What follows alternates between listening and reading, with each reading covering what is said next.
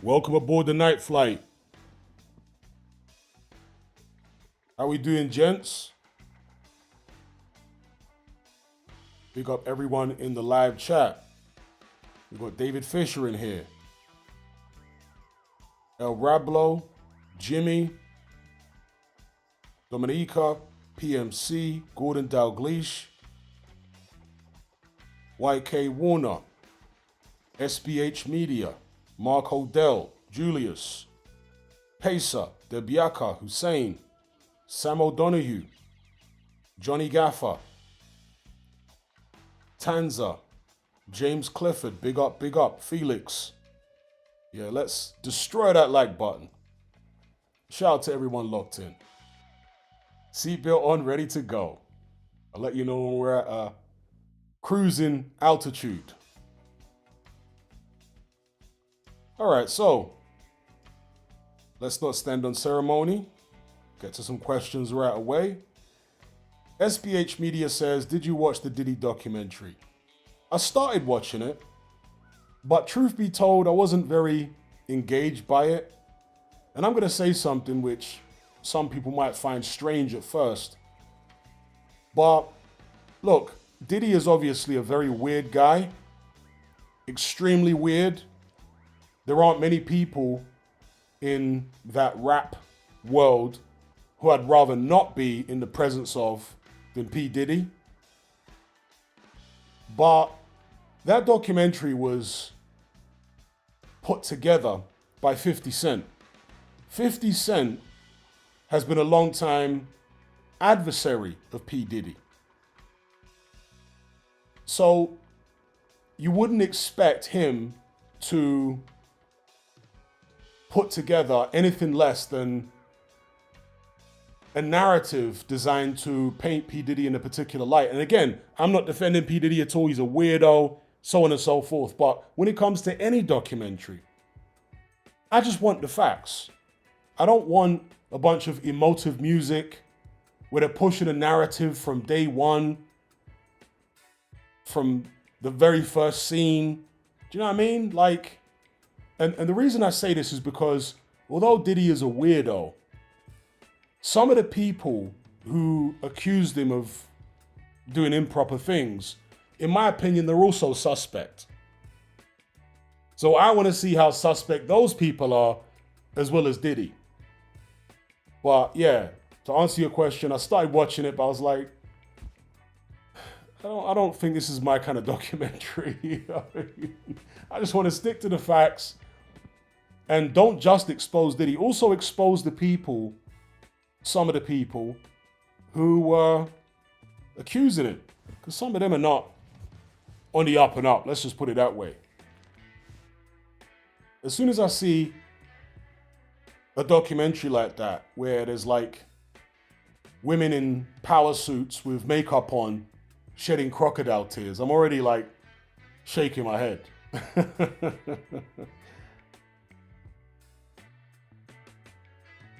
SBH Media says apparently there's a Jay-Z documentary coming also, supposed to. Okay, that's interesting.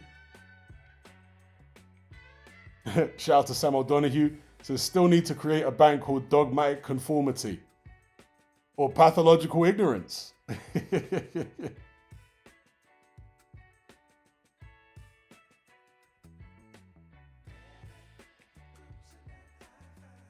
We'll see about the Jay-Z. Big up Goozy. Big up Mac B Music. What are my thoughts on Anderson Silva versus Tyrone Woodley? Anderson Silva should win it, but he's a very old man. You don't know what he's got left now, but he's definitely got better boxing skills than Tyrone Woodley. Big up RSF8. So, I don't know how many of you guys are into fighting games. I'm not really into fighting games, truth be told. Big up James Clifford. Not really into fighting games. I played them a lot as a teenager back in the 1990s. I played Street Fighter 2 on the arcade, Mortal Kombat, Pit Fighter, and various other games. Loads of non-fighting games as well. But talking specifically about fighting games, I played the hell out of Street Fighter on the arcade as a kid. And on consoles, obviously, I played those same games. And my favorite Street Fighter on those, I forget which generation you want to call it, but the Super Nintendo, Sega Genesis, Sega Mega Drive generation. I liked Street Fighter The New Challengers. Was it Super Street Fighter The New Challengers or Street Fighter The New Challengers? The one that had T-Hawk and Cammy and all that in it. I played that on the Mega Drive, or Genesis as they call it in other territories. But really, after the 90s, I completely dropped myself out of fighting games. Didn't play them at all. And the first fighting game I probably played since the 90s might have been, I think it was Street Fighter 5. So I really have not been playing fighting games since the 90s. So anyway, I say all that to say that I recently got Street Fighter 6. And comparing it to Street Fighter 5, it's a lot easier to pull off the moves. Just doing a Hadouken or Dragon Punch, all that stuff is a lot easier to do. You don't need to be as precise with the D-pad and whatever. But I don't know, man. It doesn't have the same magic as the old games. Maybe I'm an old man looking back with rose-tinted specs, but the stage music, like the music, that was one of the most iconic things about Street Fighter. And with Street Fighter 6 and all the new Street Fighters, even Street Fighter 5, they've ditched the old themes and they've created like new themes for these different stages, and they're just all rubbish. Just sound like generic electro pop or something. It's just horrible.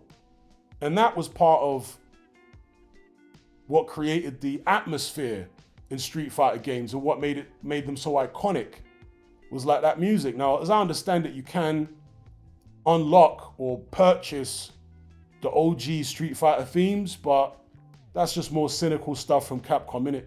It should come as standard that you can choose those old school tracks.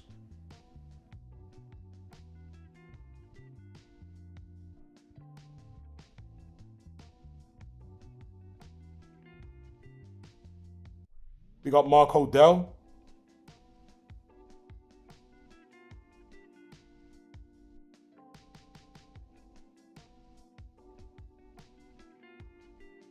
Ahmed says, is there any truth to the idea that boxing has evolved as an art, that modern fighters are more advanced? To some extent, it is true. I would say the movements of modern boxers are generally more refined. When you watch older, particularly when you go back to like the pre-1970s, the styles are a lot more crude. There are some exceptions, of course, but generally they're more crude. But at the same time as being slightly more crude, those guys were generally, I want to say, tougher and physically fitter. And so that also plays into it. So you can't just say the guys today are better because they're maybe not as tough as the guys back in the days. And you can overcome somebody who's a bit more technically refined by being tougher and being fitter sometimes. So that'll be my answer to that. Do I think Jake Paul, Anthony Joshua will still go ahead? I suspect it will. Jake Paul was trolling, was it yesterday? Or earlier on today, I forget which. It all blends into one now. But Jake Paul was trolling, hinting that he was going to pull out the fight. He was trolling.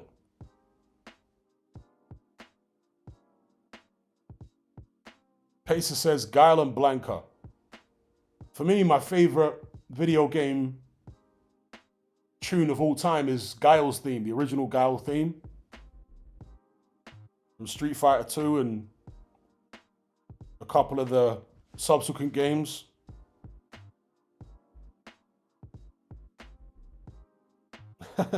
Somebody says, like how they fought in gangs in New York. Big up Active Learner. What books have I read this year? Quite a lot. I couldn't remember all of them, but two of the more recent books that I read were about cryptids. Cryptids which are alleged to still be alive today.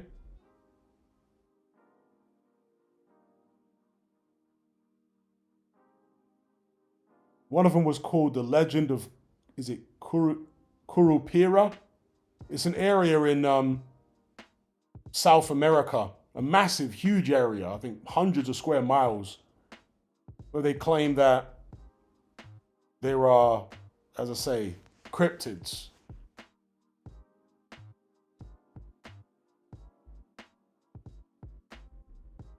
Railway boxing fan says, what boxers do you think lie about their height? Well, Luke Partridge, definitely, he lies about his height.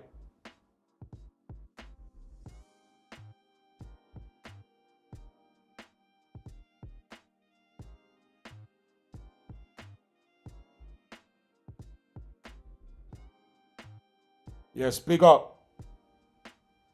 What is it I don't like about Darren Barker? He's just extremely bland. Just unbearably bland. That's the best way to describe it. I've got nothing against him as a person. It's not like a personal thing. Darren Barker hasn't said something which has made me dislike him. It's just purely his professional ability as a commentator and pundit. He's just unbearably bland. That's the best way I can describe it. Just a very, very bland guy. Have I seen the clip of 50 Cent as Balrog yet? I haven't. But I was told that, yeah, he's playing Balrog in the new Street Fighter movie.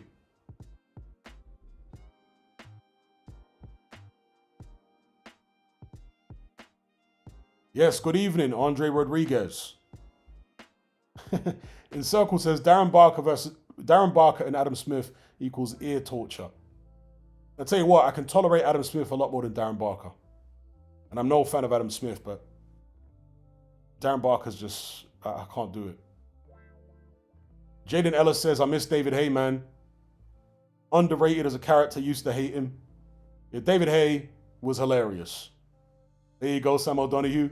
Guile's theme was elite. And there's a guy, I'm not sure if he still makes videos, who used to recreate video game themes by humming them, but he would hum all the different instruments as well and like put them all together.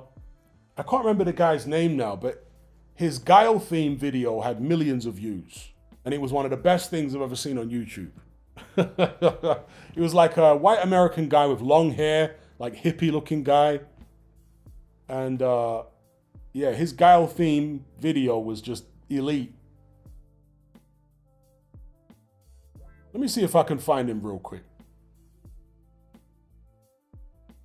Let me see. I'll post a link in the chat if I can find him. Okay, for some reason the browser don't want to browse.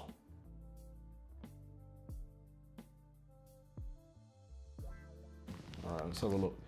Gal theme.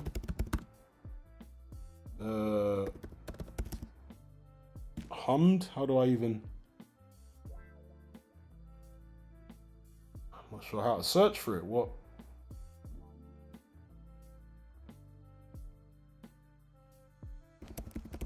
Recreated? I don't know how to search for the thing, but there's a guy that like hums the tune and it's got like millions and millions of views. It's all done very, very professionally. Now look by view count. Is his channel no longer up? I hope his channel's still up. Because he used to make loads of...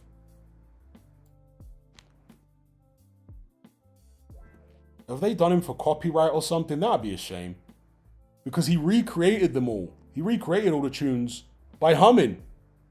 But these days with copyright, they'll even do you for that. They'll even do you for that. I don't see his channel anymore. Oh, no, he is there. He is there. Okay. Let me post the link in the chat. The channel name is Smooth McGroove. All right? I'll post this link. Try to tell me this is not elite. Yeah, there you go. Somebody's already posted his name before because I didn't check the chat when I was looking. Yeah, acapella. Yeah, I should have. You guys know anyway. I've posted a link in case anyone hasn't seen it. Smooth McGroove. Absolute elite. Big up Charles B.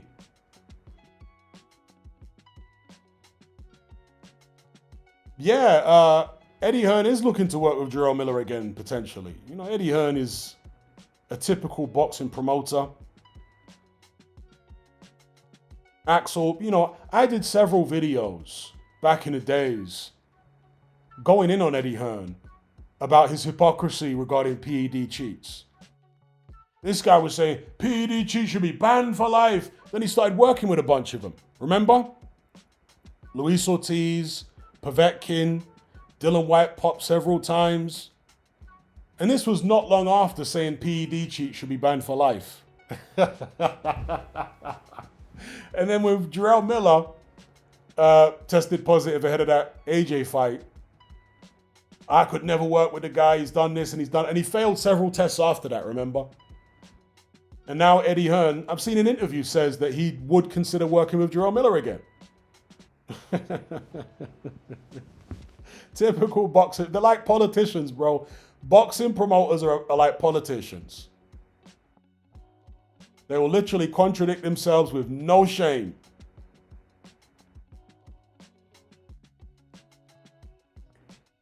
What movies am I looking forward to next year? Remind me what movies are coming out next year.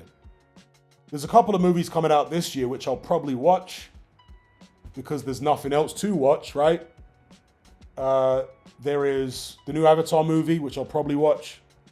I didn't think much of this of the Way of Water, but I'll probably watch Avatar 3 because why not?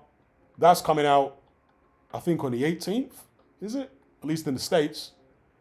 And the Anaconda movie, the remake with Jack Black, I'll probably watch that. See whether it's totally awful or not.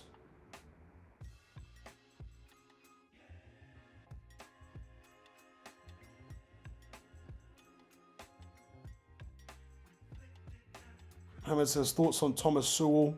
I'm not really into political commentators, to be honest. Political writers and political commentators. Because most of them are very firmly in a specific camp.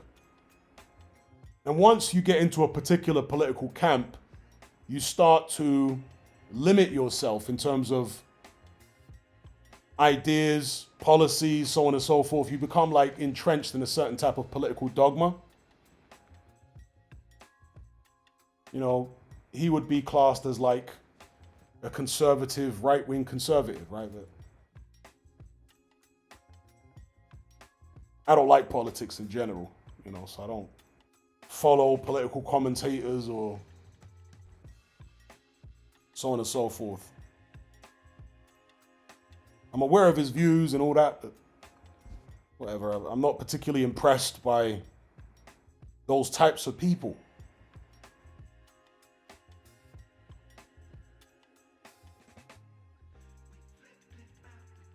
I'm more impressed by like proper philosophers, people that are into like philosophy, metaphysics, psychology, stuff like that, because their thinking is a bit more nuanced and not so grounded in the world of politics and sociology and stuff like that. So I'm more into people. What about Andrew? Yeah, I don't like politicians, bro. There's no politician you can name, certainly not a Western politician, where I'm going to be impressed by them.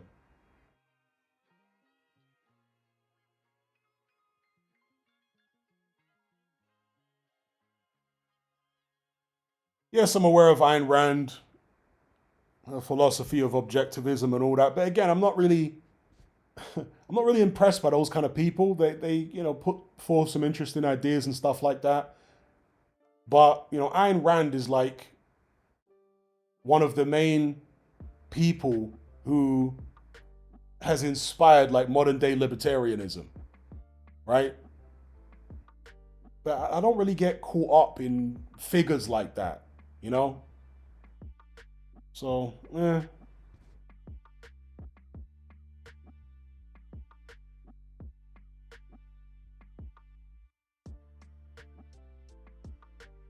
Someone says not even Keir Starlin. Mac B Music says, Hatman, I watched the Street Fighter video. That guy is crazy. It's a great video though, right?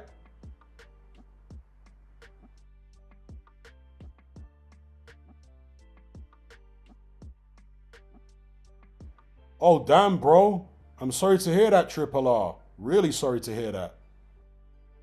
My condolences. My condolences, my bro. That's very sad to hear.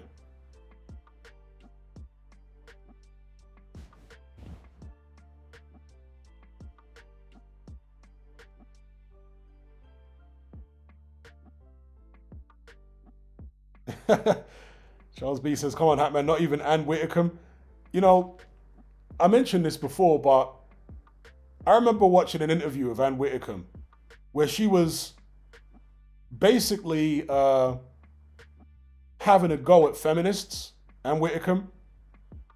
And she said that some of the things which feminists complain about are silly, such as getting wolf whistled in public. You know, like if a woman is walking past the builder's site and the guys are whistling at her. And Ann Whitcomb says she quite likes being wolf whistled at. Well, she would be. Who the hell's wolf whistling at Ann Whitcomb? Yeah, that's wild.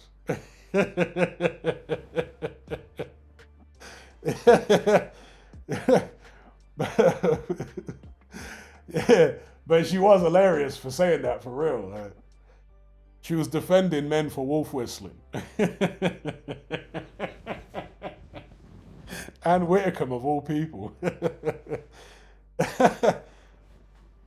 Shout out to James Clifford for the super chat. He says, regarding Vidal Riley signing with Misfits, you seem quite negative about it.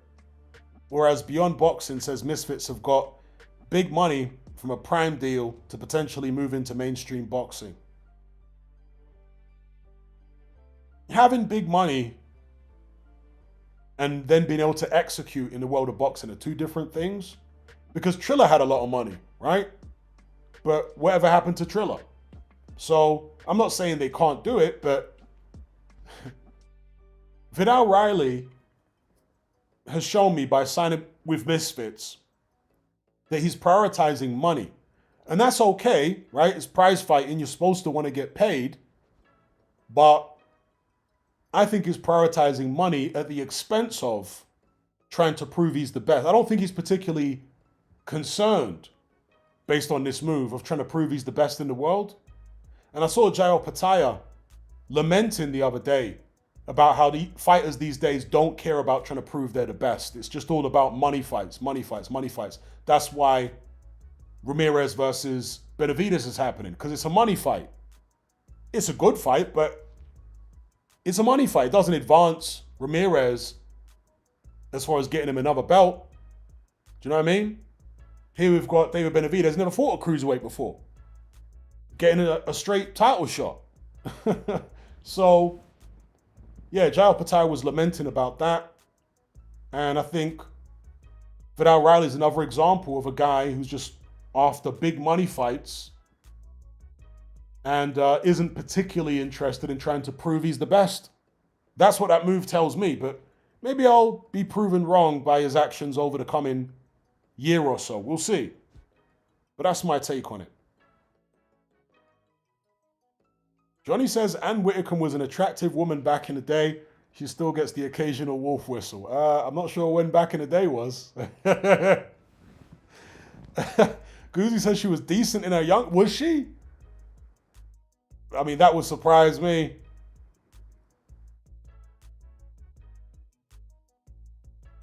Amali says, are you interested in ancient history and warlords like Genghis Khan?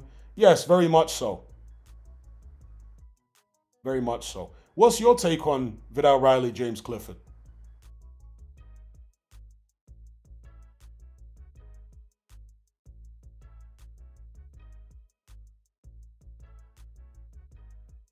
Because there's so much about ancient history which hasn't been told or hasn't been told much.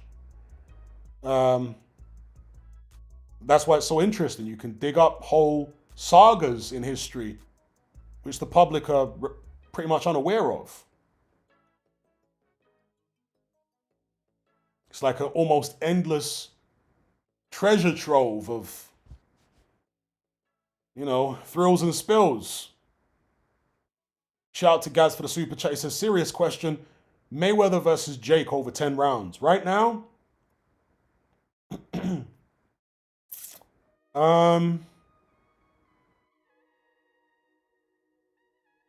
think Mayweather might still have enough to old man his way through it. Maybe. Still keeps himself in shape. How old is Mayweather now? Nearly 50, right? He still keeps himself in shape. He still looks to have some degree of coordination. Obviously, he fought the brother Logan Paul and beat him, but that was some years ago now. Maybe Mayweather can just scrape by a decision. Old man in him, maybe, just being slippery and throwing a few jabs here and there. Shout out to Gaz. What do you think, Gaz? You got Gaz for the super chat. It's kind of hard when you reach this stage of a fighter's life like Mayweather. It's hard to gauge where he's still at. Father time's against him, and it's really hard to gauge where he's at. Big up Jumbo Jones. He says, watch Elif Turhan, only woman boxer I'll watch. Yeah, I watched the highlights of her fight the other day. She throws that right hand very straight, uncharacteristically straight for a female boxer.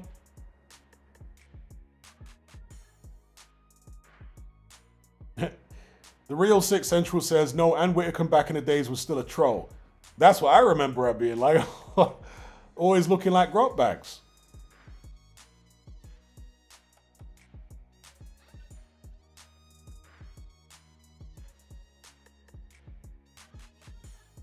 James Clifford says, Vidal is an excellent boxer.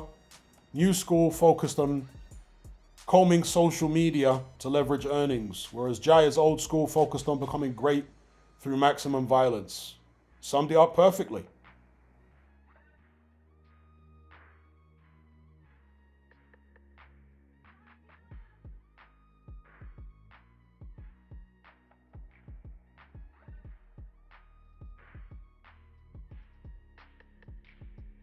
Quadruple A says, have you heard of the T app? If not, Google it. Big up for the super chat. Is that the one where people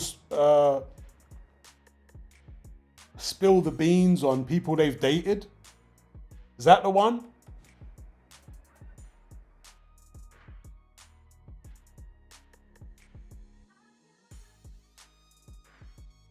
Ahmed says, do you enjoy hiking? Well, not specifically hiking, but walking. Now and then I do like a good walk.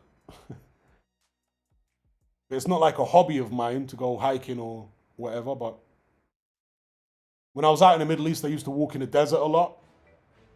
I found that very therapeutic. When I still lived in the UK, I'd sometimes go to Epping Forest and walk in Epping Forest.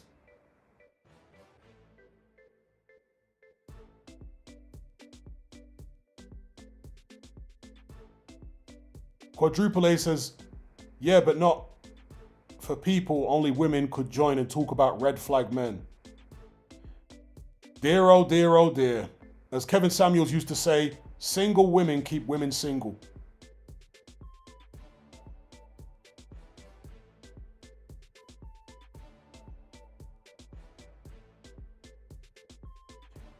Shout out to G-Man in the chat. He says, I'm hearing people call Johnny Bosch Price 2.0. That's an insult to Pricey. I don't want to even imagine a Pete Price versus Johnny Bosch. Yeah, Price beat Dave Allen with ease. Just to put things in perspective, Price is way better than Johnny Bosch. Or Price was way better than Johnny Bosch. Way better.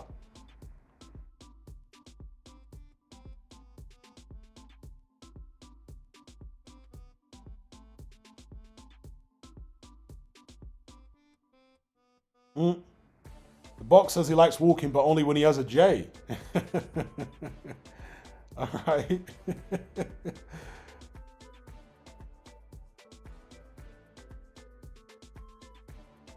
Someone says apparently Epping Forest is haunted. I never saw any ghosts there.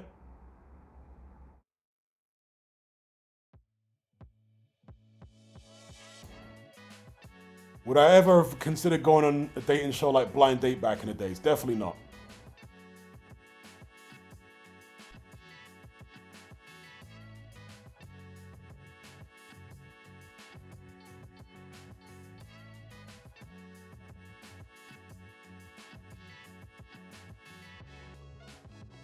What do I think Zoo for Boxing will do? They're going to make a good go of it because they've got the backing of Nick Khan and Dana White, Turkey Al Sheikh. We've got a deal with, is it Paramount? So they're going to make a good go of it. It might take the old school promoters ganging up in unison to battle back against them. So they're going to make a good go of it.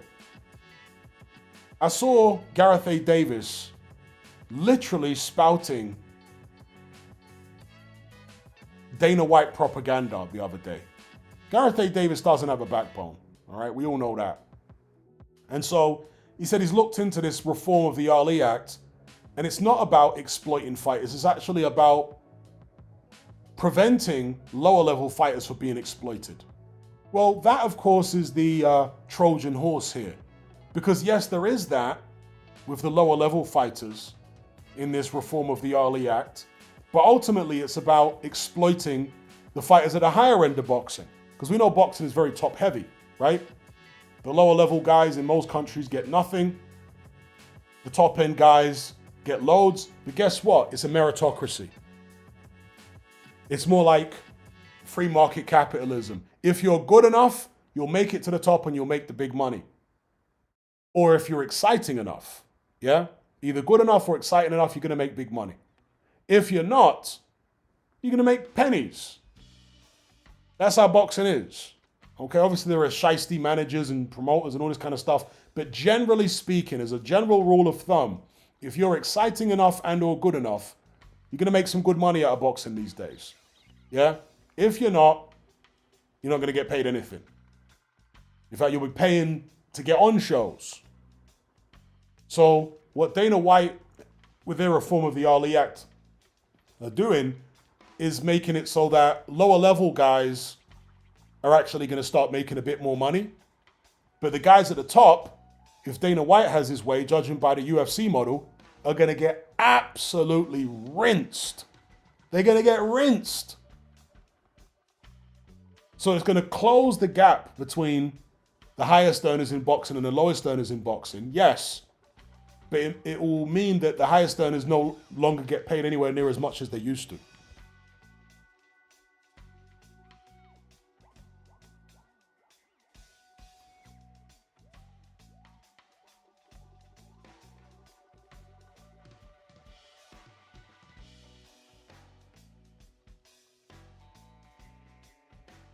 Yeah, I don't really watch series that much. I did watch a series the other day. It was hard to get through because there was some weird stuff in it. It's not particularly new, but I think they just introduced it to Netflix. And by the way, what do you guys think about this news of Netflix buying out Warner Brothers? What are the implications of that? In the short term, I would hope that Netflix's movie catalog will be bolstered significantly because Netflix's movie catalog is generally not that great. Like Amazon Prime's got a much better movie catalog than Netflix. Even Now TV has got a better movie catalog than Netflix. But Netflix buying out Warner Brothers, that should introduce loads and loads and loads more movies into their catalog, shouldn't it? But obviously people are talking about the longer term implications as far as Warner Brothers no longer producing movies to go to the cinema, right? It will be like straight to Netflix content rather than cinema. So some people are saying this further signals the death of cinemas or movie theaters as they call them in the United States. What do you guys think? Shout out to Ben Oldham for the super chat. He says Turkey and Dana will clash if they haven't already. Not sure Dana would ever toe the line. Yeah, I think they did clash. Remember when it seemed as though the Saudis were out of the whole Dana White project? I think they have already clashed behind the scenes. But they managed to make up. So big up Ben Oldham. Yeah, I think they already clashed for a couple of months. It looked iffy whether the Dana White TKO thing was going to go ahead, but they seem to have reconciled behind the scenes and they continue on.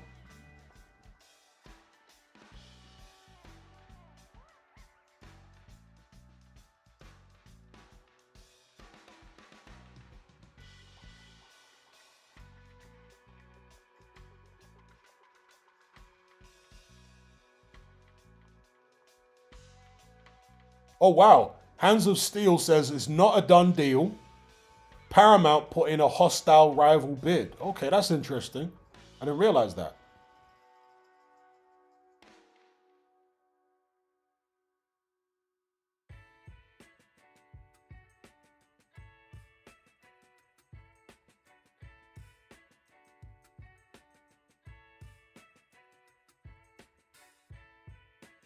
Now, what do you think regarding the Turkey and Dana situation, Ben Oldham? Because as I say, I think they've clashed and I think they will clash again.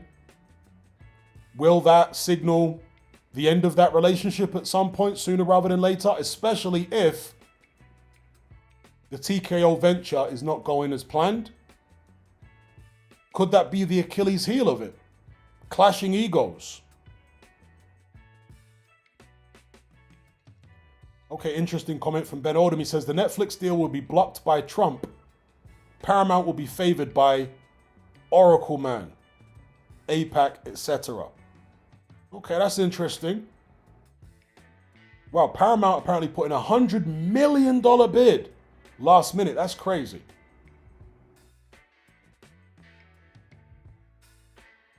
As someone who, as I say, would like to see a better film catalog on Netflix, just from that perspective, I would quite like to see them get it and get all those Warner Brother movies to be like a more constant feature in the Netflix catalog. Shout out to Philip Answer.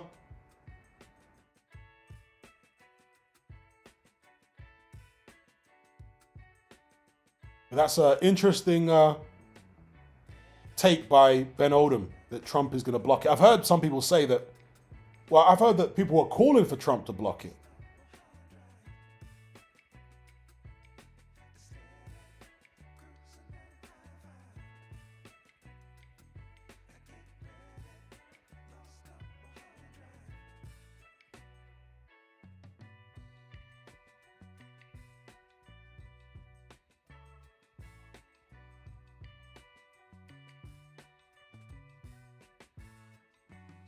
Cobzilla says Netflix did say they will release movies to cinema for 1 week only, then it will go to stream. What's the point of that? Do you know what I mean? People are just going to save their money. What's the point of that?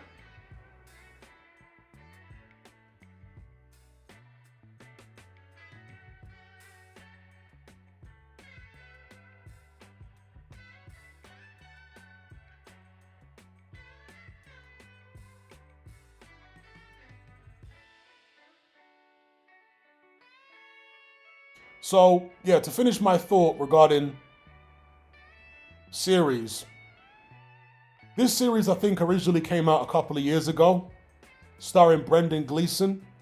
It's called Mr. Mercedes. It's based on, I think, a book by Stephen King. To give you the plot, I don't want to go into a bunch of spoilers, but it's about a serial killer. And there's some very weird stuff in it, which made me think I couldn't even... I had to skip parts of it because it was so weird. Because this serial killer was proper messed up. I had to skip certain parts. But overall, it's a fairly decent watch, I guess. Mr. Mercedes, he was alright. That's on Netflix at the moment. Do I buy Blu-rays or V8? No, I don't buy anything like that anymore. Jupiter String says Stephen King ain't right. Yeah, he don't look right.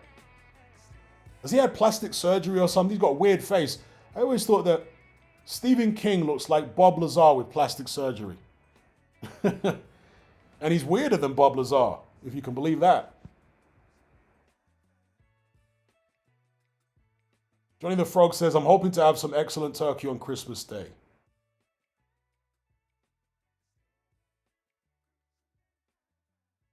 Wave says, thoughts on Cillian Murphy as an actor from Peaky Blinders. He's a good actor. I've always liked Cillian Murphy. I liked him in 28 Days Later, the original one, of course. There was a movie about the early days of the IRA, or however you would describe it, but the IRA in the early 20th century, called The Wind That Shakes the Barley. He was good in that. So, yeah, I've always liked Cillian Murphy. He's a good actor. You know, some people have just got a face that works on camera. It doesn't necessarily mean they are a good-looking individual. They just have a face that works. Do you know what I mean? Some people's faces just, something about that works on camera. And Cillian Murphy's one of those people. Robert De Niro, you know what I mean? Denzel Washington. They just have a face that just works somehow.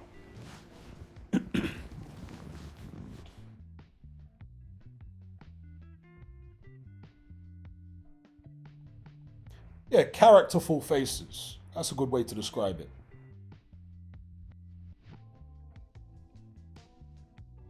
That's right, G-Man. Yeah, he was also Scarecrow in the Nolan Dark Knight trilogy. Yes. Have I watched the Ozark series? No, I wasn't particularly drawn in about more drug dealing and stuff like. I was just like, I don't find drug dealing very interesting. So if you're going to recommend a series or a movie to me, if it's about drug dealing and drug cartel, I don't find that stuff particularly interesting. You know what I mean? Yeah, he does, Charles B. Christian Bale's definitely got one of those faces.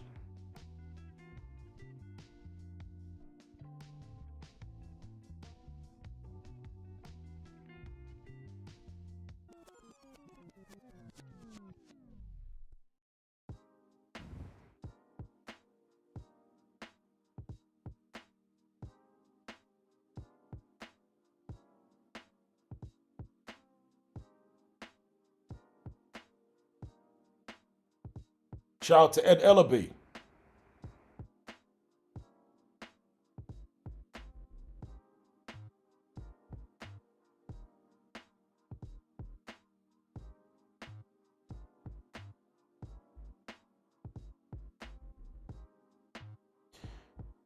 Thoughts on Eyes Wide Shut?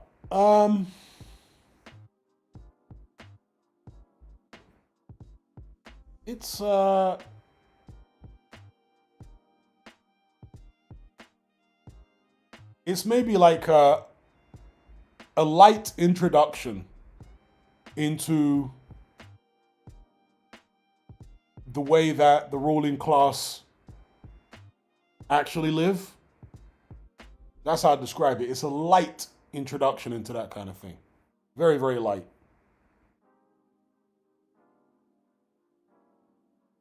100% Sam Donahue. Still think CBS should play in a war movie. Got to be World War One in those trenches. Like, CBS's face makes you think that you've actually seen him in the trenches at some point. Do you know what I mean? On some Mandela effect type business. Like, I could have swore I've seen that face in a World War One movie in the trenches at some point.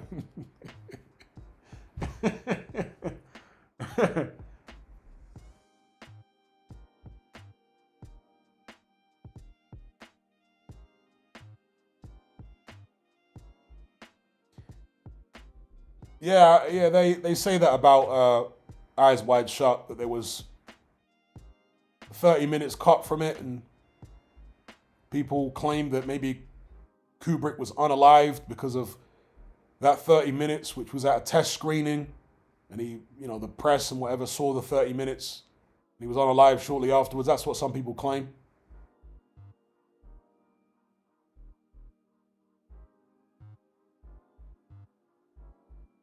Ahmed says, what's more detailed intro than Eyes Wide Shut? Well, in cinema, you probably won't get, because real life is way more dark in terms of the ruling class than what they show you in movies. They show you very, very light, sanitized version of the reality in movies in terms of the ruling class, for obvious reasons.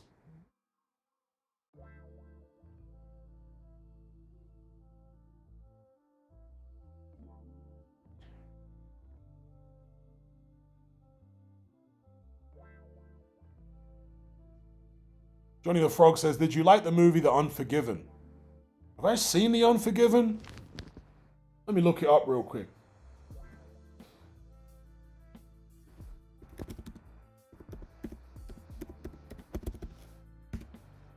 The Unforgiven. Okay, it's a 1960s movie. I don't think I've seen that. Unless there's a newer version of it.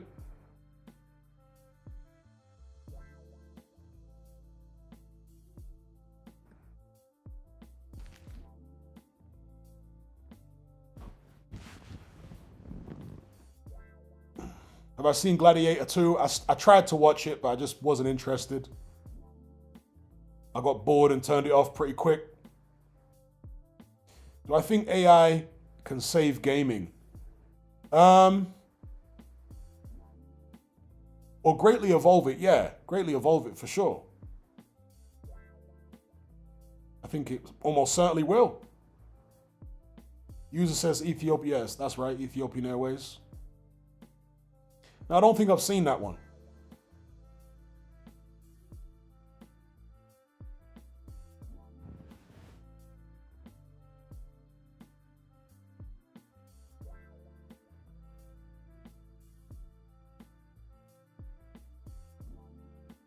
Encircle says AI will be the death of creativity.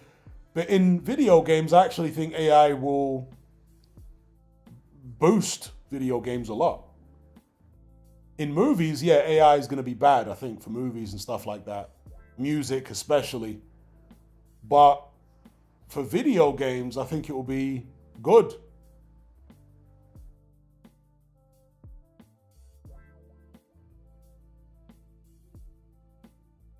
If it's implemented in the right way.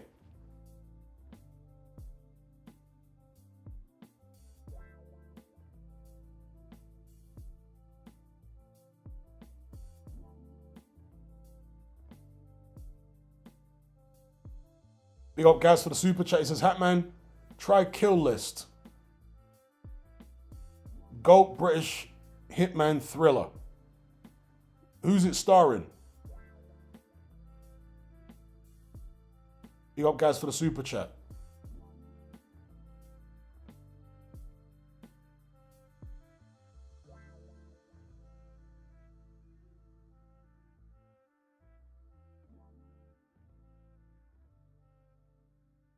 So when it comes to AI in video games, I'm more talking about the advancement of the AI that already exists. So for example, when it comes to like rendering open worlds, when it comes to the behavior of NPCs and stuff like that, with the advancement of AI, the NPCs might become more advanced and, do you know what I mean? So in that way, it could be good for video games.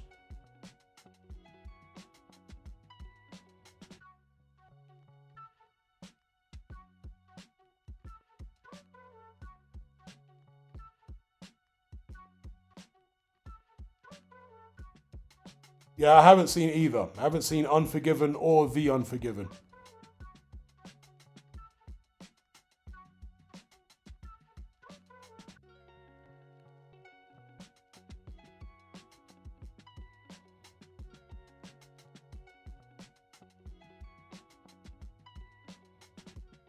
Telstar says, like for boxing, for example, fans are using AI to build tools that have a lot of value, like Jabber. Yeah, Jabber does have a lot of value, for sure.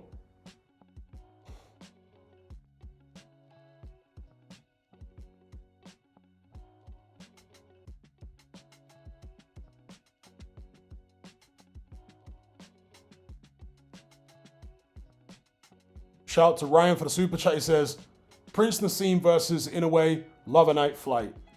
I gotta go with Inoue. Yeah, I gotta go with Inoue over Prince Nassim, even though he's a smaller guy. And Prince Nassim definitely has the power to get to Inoue. I think Inoue is just a bit freakish. But Prince Nassim is the bigger guy. You know, Prince Nassim was like super bantamweight, featherweight most of his career. He is a bigger guy, but I want to say Inoue would have the technique. How tall is Inoue? Let me look up his height. Because one of the things about Prince Nassim is if you had some height and reach on him, you could really give him problems. Let me look up. What's Inoue's height? I think Nassim was about 5'4". Okay, Inoue's only 5'5".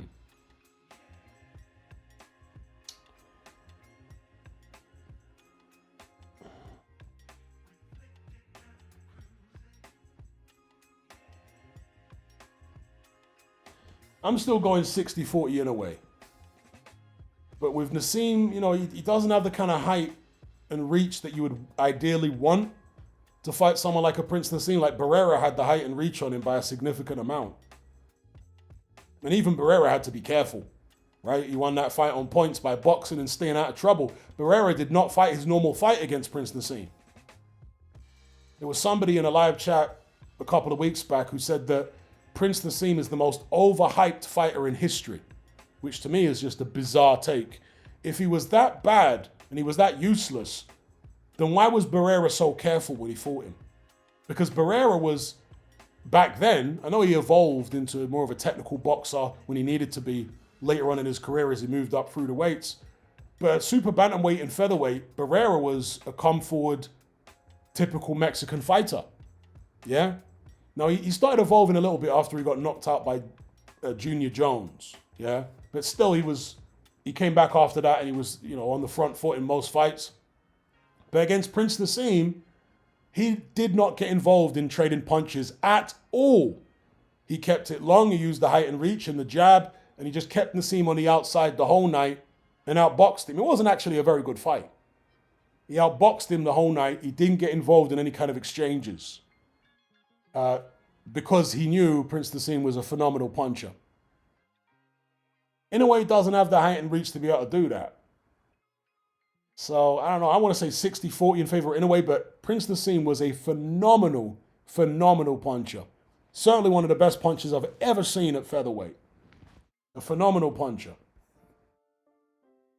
With both hands. Big up David. Yeah, if we can get those likes up to at least, I don't know, 100. Only got 43 likes, 194 concurrent viewers. If we can get the likes up, it'd be much appreciated. But yeah, shout out to Ryan for the super chat.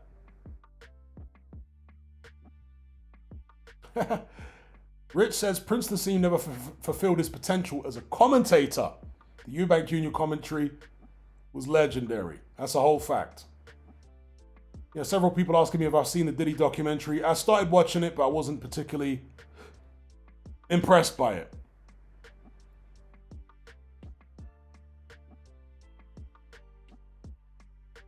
BG, well, talking about another thing I started watching but I had to switch off, War of the Worlds starring Ice Cube. That felt like such a low-budget movie. And there are some low-budget movies that are very watchable, right? But the Ice Cube War of the World, I was like, nah, man, I can't watch this.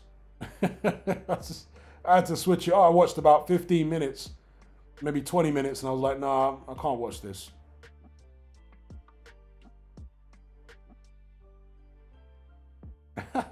They're saying Nassim Hamid was right. Eubank should have retired.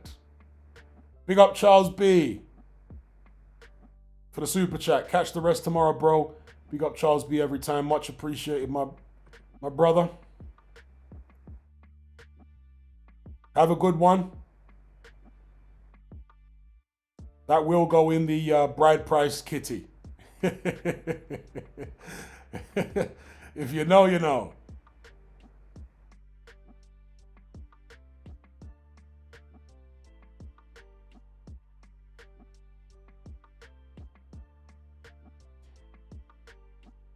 So, Hands of Steel says they made that deliberately bad to get it trending and get advertising for those Amazon products, I think.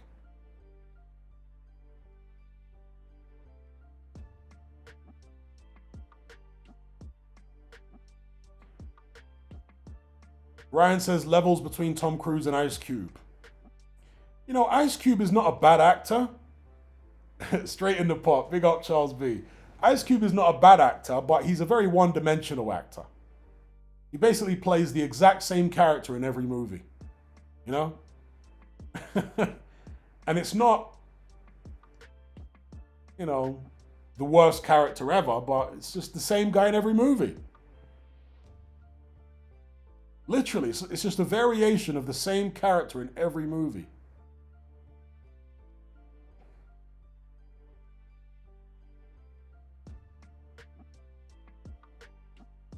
Whereas Tom Cruise is far more versatile. Yes. But it weren't just Ice Cube's acting, you know, it weren't just Ice Cube being Ice Cube that made me want to switch off the War of the Worlds. It was just the whole setup. Just, nah. It seemed like a low budget, not very interesting.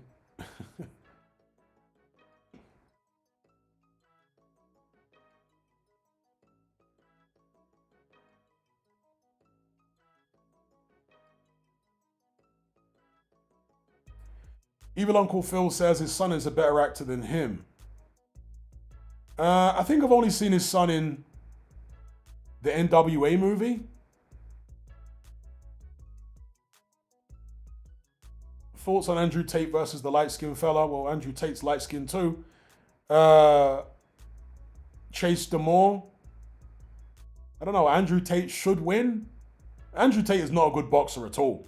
Right? He's pretty diabolical in terms of his boxing technique, but he does have fighting experience more than Chase Damore, so I don't know. It's hard because we haven't seen Andrew Tate in a competitive fight since his kickboxing days, which were what, 15 years ago or more?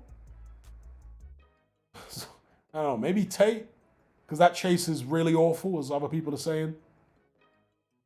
It'd be embarrassing if Tate loses to that guy. Yeah, Shia LaBeouf is a good actor. I quite like his movie Disturbia. Any of you guys seen Disturbia? Quite a good movie.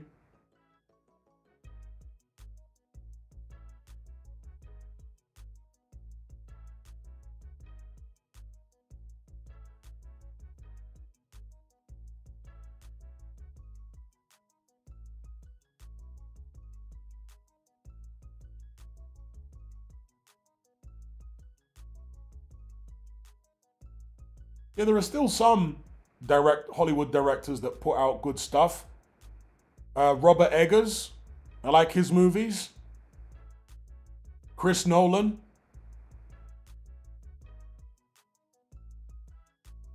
And who's the guy that directed the Dune movies? And also Blade Runner. His stuff is quite good as well. Shout out to Mr. Luca. He says, thoughts on Kellerman's recent comments? I'm not aware of his recent comments. Was it regarding AJ? Or was it regarding Usyk? Which recent comments are you referring to? Oh, he said Johnny Nelson would knock AJ out. No. No, Johnny Nelson would not knock AJ out. That's wild. If Usyk didn't knock AJ out, why would Johnny Nelson knock AJ out? No, that's wild. Absolutely not. I didn't hear those comments, but that's just a head scratcher. Was Johnny Nelson a good boxer? Yeah, he was a good boxer. A good cruiserweight champion. Goozy says Ridley Scott. I don't rate Ridley Scott. I think Ridley Scott was like, can we call him a three-hit wonder? He made 3 movies that I think were really good. Alien, Gladiator, and the other one, I don't think it was objectively a really good movie, but it was an influential movie aesthetically. And that was the first Blade Runner, the original Blade Runner. I don't think that was a really great movie, to be honest, in terms of like the story and acting and all that kind of stuff, but aesthetically, it was a game changer. It did influence music video directors and stuff like that. And the whole cyberpunk thing was heavily influenced, or maybe even born out of, the aesthetics of the original Blade Runner. So it was a very influential movie. It wasn't well received when it came out, by the way. Those three movies. Other than that, I don't really rate Ridley Scott as a director.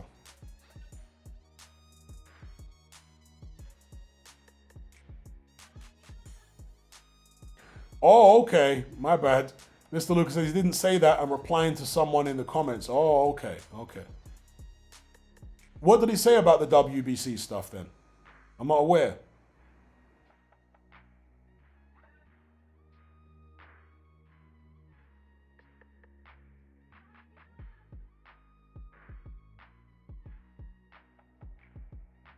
Big up Striker in the chat. No, I haven't seen Scorsese's last film, Killers of the Flower Moon. I've heard it's a lot better than The Irishman, but that's hardly saying much because The Irishman was terrible.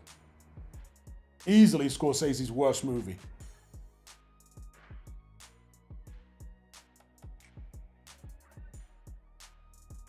Guzi says, how about James Cameron? James Cameron hasn't done anything that I really liked since Avatar. And Avatar was more a visual, I was impressed visually. And that was during that whole 3D era. And the 3D was implemented very well in Avatar, I thought. It was very immersive. You really felt like you were in that jungle. And since the first Avatar movie, he's just been working on the Avatar sequels. The Way of Water, I thought, was meh. You know what I mean?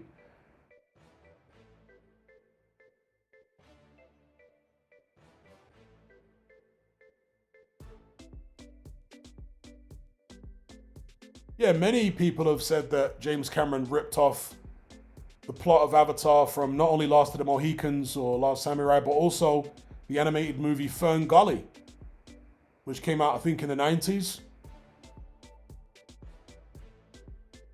Ed Ellaby says, worst movie is El Camino. Is that the Breaking Bad movie? I thought that was all right.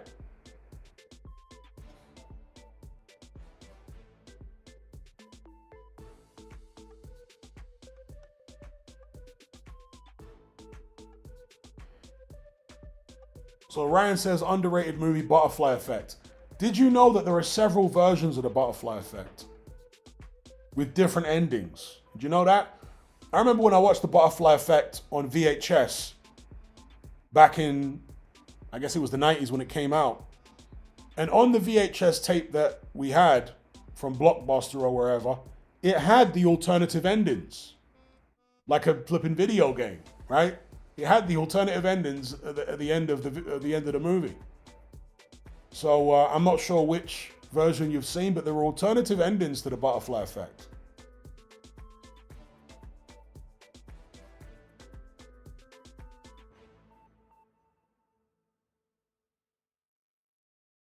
That's right. James Cameron made The Terminator. Very dark movie. Very un-Cameron-like.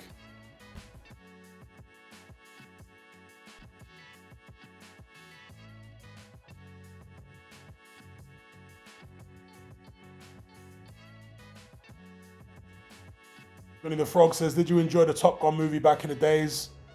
It wasn't really my thing. Romantic action and stuff, it wasn't really my thing. And Tom Cruise was doing a lot of that back then. Cocktail was one of his breakout movies and whatnot.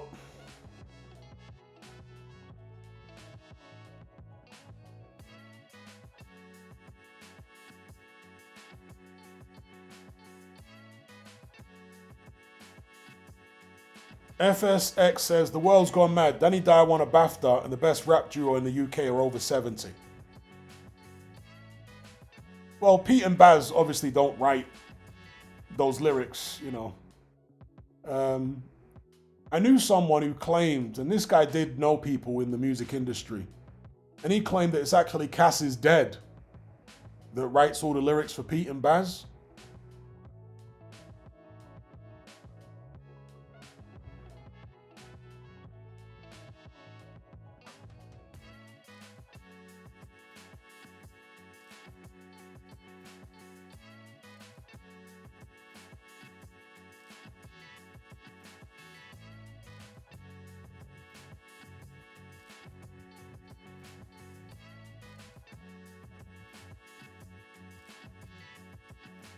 Best movie I've seen at the cinema, I couldn't say, bro, because there were so many movies I've seen in the cinema. I mean, I'm in my mid-40s. I've been watching movies at the cinema since the 80s, so I couldn't say. There have been so many. I can tell you some of the movies at the cinema that are at the forefront of my consciousness right now.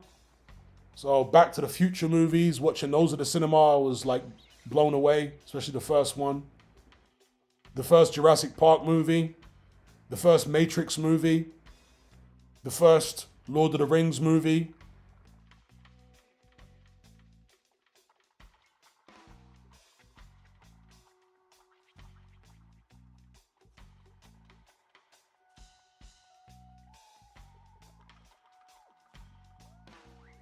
No, I've never seen Rise of the Foot Soldier about the Essex Boys. Never seen that.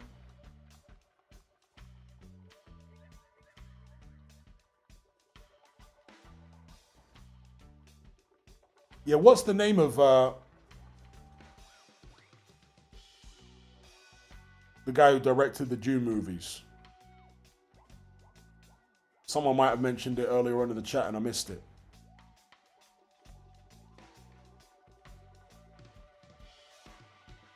Yeah, I don't think Pete and Baz are even the ones rapping. I think they're like miming. I think the voices are done by someone else. And Pete and Baz for the videos just basically mime the words. I think that's how it's done. Have I seen the new Running Man? With the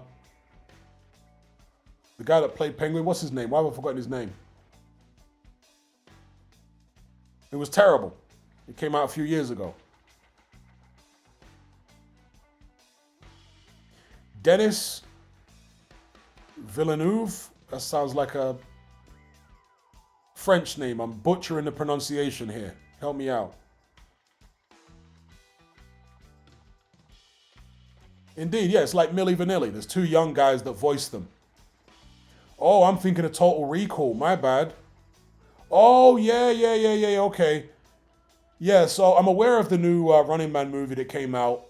It's being panned by the critics. They're saying it's rubbish.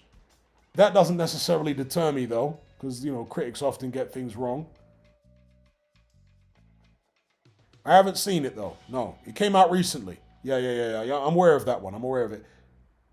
Colin Farrell is who I was thinking of in, not Running Man, but the other one. Total Recall, that's right. Yeah, the Total Recall with Colin Farrell was terrible. RoboCop remake was terrible.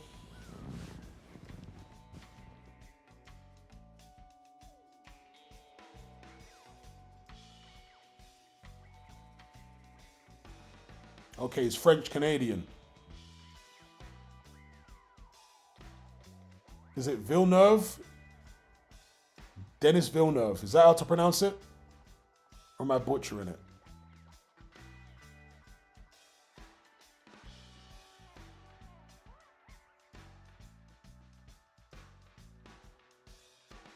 Striker says the new Running Man apparently is a closer adaptation of the Stephen King story. Yeah, but that doesn't necessarily mean it's better. It's like with The Shining. Stephen King hated Kubrick's version of The Shining because it was so different to the book. But then Stephen King did his version, which was faithful to the book in the 90s, and it was absolutely diabolical.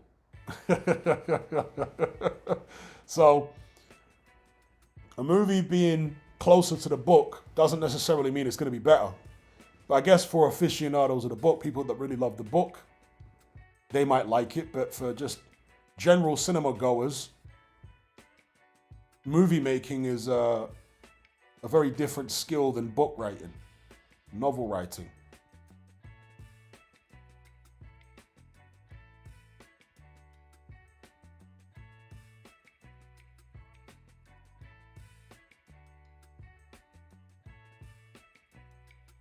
Wave says, do you go through phases where you just can't be asked to go to the gym, Hatman?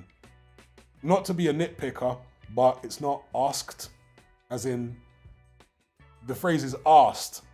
It's a British term. I know you're British anyway, Wave, but somehow in the black community, people have started saying asked or asked. I can't be asked. Like, no, it's not. It kind of just annoys me a little bit, like when Americans say, I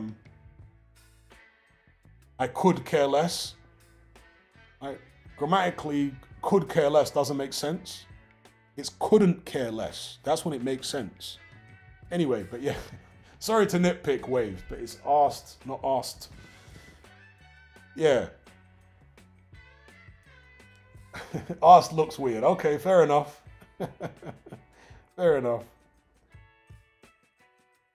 Maybe we need to stick a pause on it, right? Is that why? You have to stick a pause on asked. Do I have days like that? Yeah, there's always days like that, but there are far more days when I miss the gym than days when I can't be bothered to go. If there are prolonged periods where I haven't been gym, I don't like it.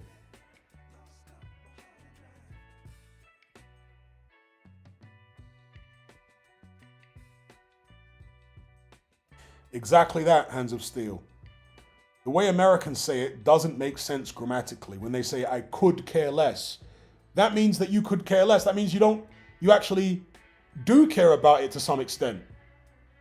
It only makes sense when you say couldn't care less.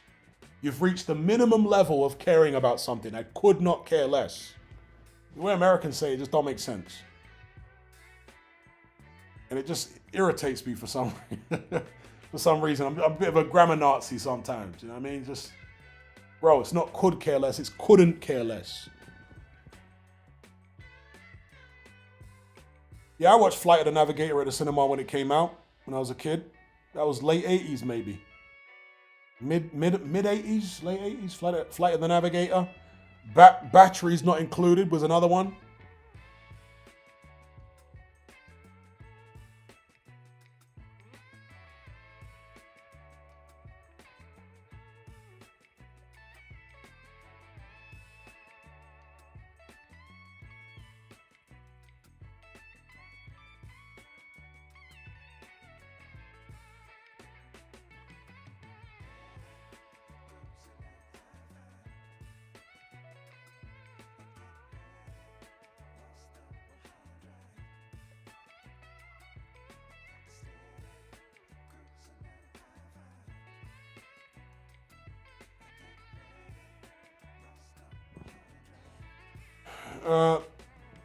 Responding to JJ,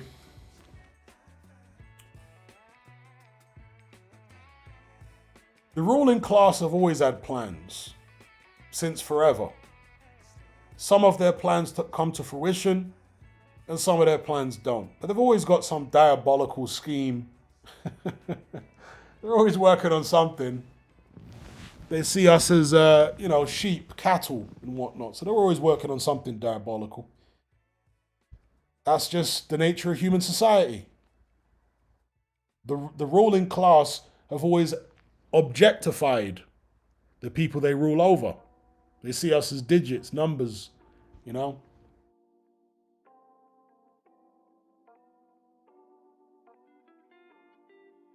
Big up Ali. Yes, much respect to you too, my bro. Yes, Batteries Not Included at the cinema. Let me see what year that came out.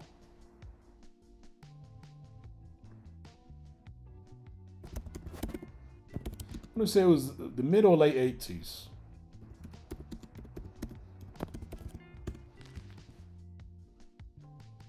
So it came out in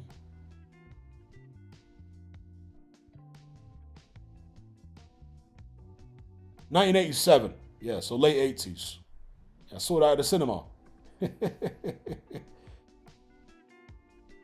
Wave says new Nas film coming out looks shocking. Yeah, the guy playing Nas just looks hilarious. As soon as I saw the trailer, I just laughed out loud. You got Pierce Brosnan playing Brendan Ingle.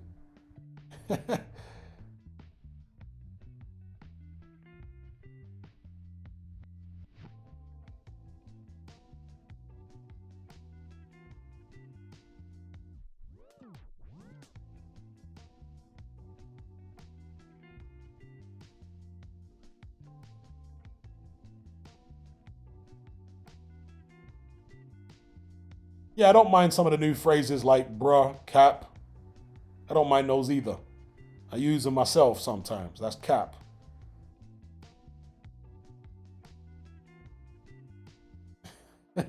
Indeed. It looks like some kind of Harry Enfield skit, the new Nas movie trailer. In fact, did Harry Enfield actually do a Prince Nassim skit back in the days? He might have done. He's wild and crazy enough to have done something like that back in the days. But literally, the Prince Nassim trailer was like a Harry Enfield skit.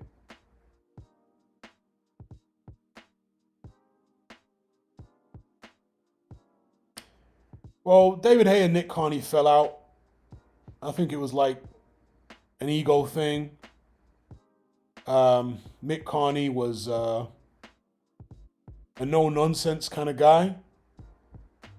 And David Hay was an egotistical guy and he wanted to do things his own way. He didn't want to be under Mick's influence and control. And, you know, they just fell out. Clash of personalities, and Adam Booth saw the potential in David Hay and they went off and did their own thing.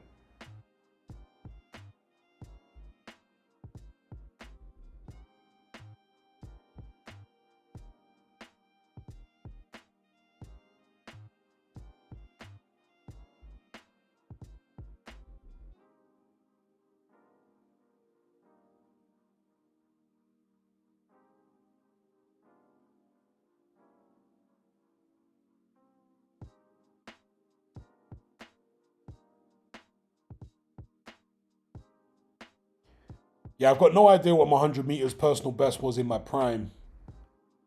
Um, I couldn't tell you. Because my prime for 100 meters would have been in my 20s. And I couldn't tell you.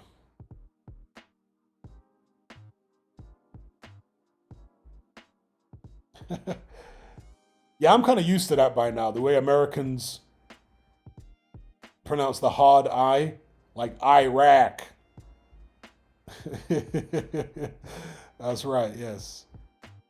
Anti or Iraq, Iran. Yeah, I'm kind of used to that by now.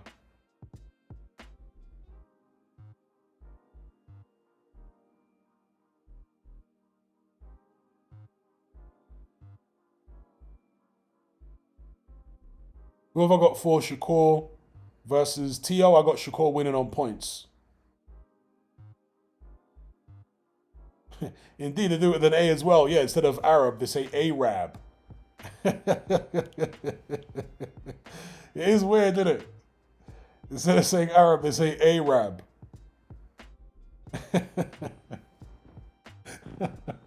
I'm not sure what that's all about, really.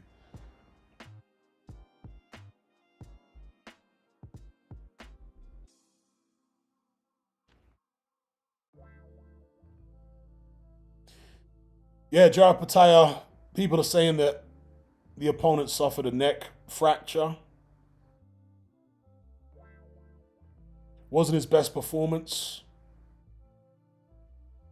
But maybe, as somebody said in the previous stream, because it wasn't his best performance, that might entice Ramirez to fight him if Ramirez is still champion after the Benavidez fight. Sometimes an underwhelming performance can actually help you if you're being avoided.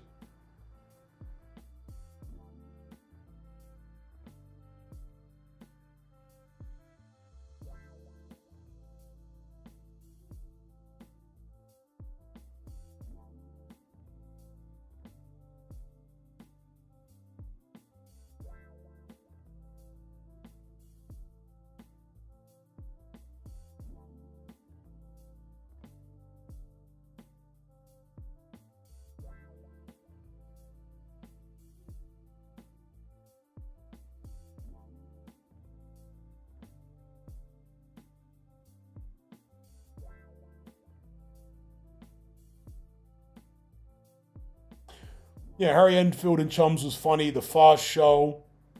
Hale and Pace were kind of like before Harry Enfield. Halen Pace was like funny at times, but not as good as Harry Enfield. Like Harry Enfield and the other guy, Paul, is it Paul Whitehouse? Those guys were like comedy geniuses. You know what I mean?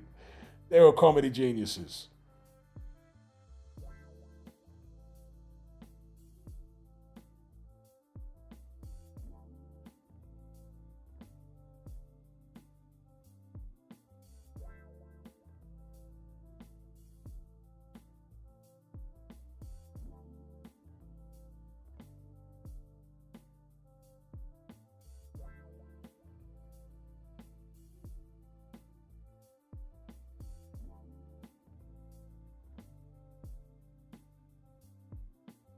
Wave says, is 50 Cent taking it too far, making a whole documentary on Netflix just because he hates Diddy, or is it justified? You can say that someone making a documentary about Diddy is definitely justified. But the fact that 50 Cent has gone out of his way to do it is just keeping in line with what 50 Cent has always been, which is a petty man. He holds grudges and he's petty and he'll wait a long time to get his get back. So he and Diddy have had issues for years, and this is 50's get back. You know, that's what 50 does.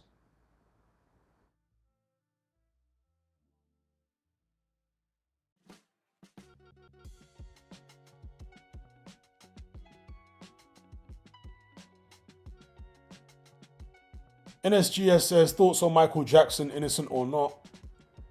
I find it very difficult to believe that he was innocent. I find that very difficult to believe. And I grew up on Michael Jackson's music. I think, you know, as a singer and as an artist, he was phenomenal. But just being objective about it, I find it very difficult to believe that, you know.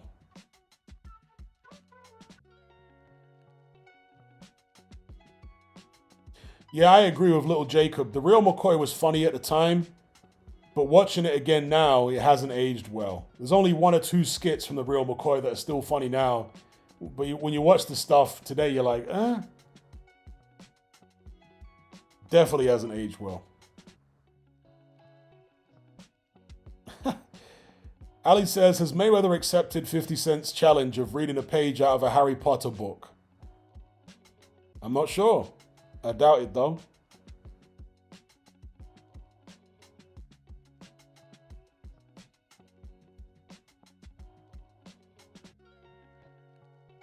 He called his home the Neverland Ranch. I mean, that sounds noncy as hell. Peter Pan is like a metaphor for a nonce, isn't he? And a man in his 40s sharing his bed with, I mean, come on, bro.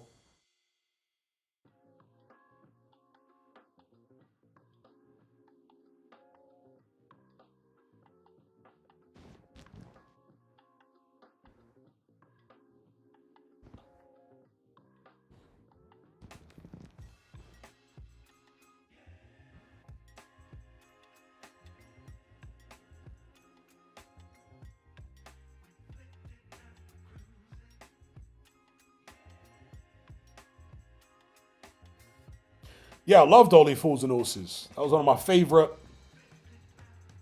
sitcoms ever. Only Fools and Horses. Loved it.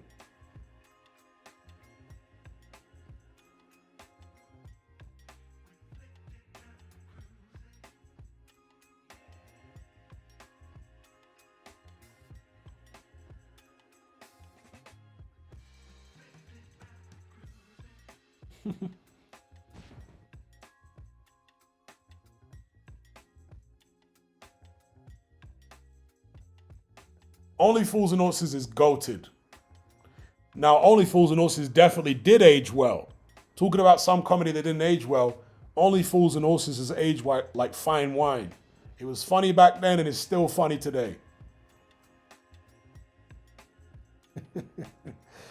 iconic moments. You know, like when Del Boy is leaning against the bar and him and Rodney are looking to chat up some girls.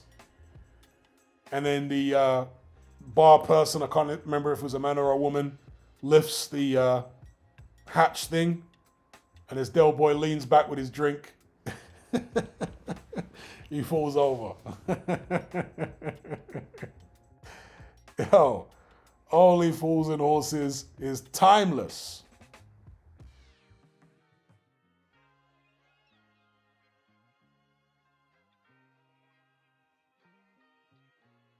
Yeah, Peckham spring water, there you go.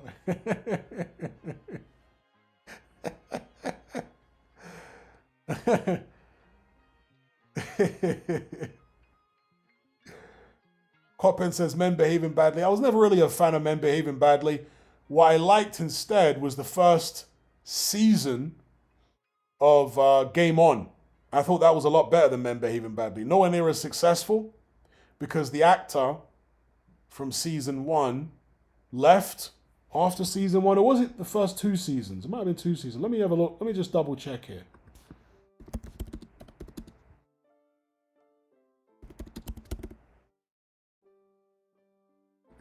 Was it just the first season or the first two seasons with the original actor?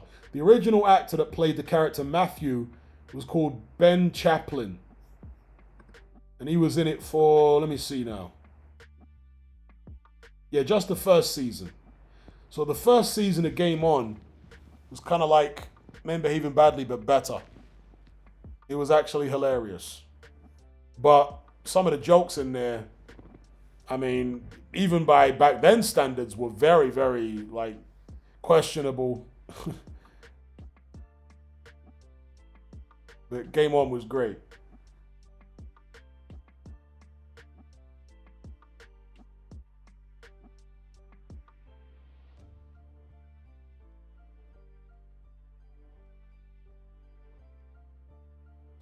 Hansa Steele says, what was the last really good sitcom?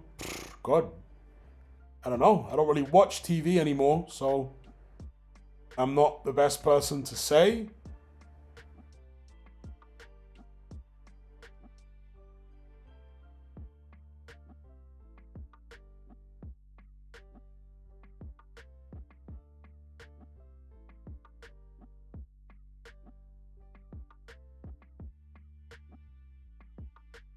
The Word with Terry Christian.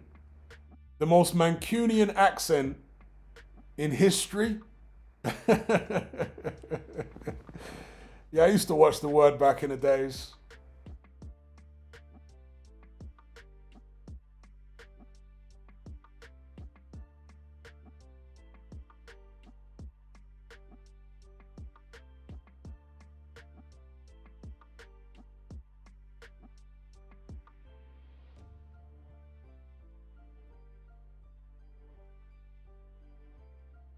No, I was never really into Prince's music, truth be told.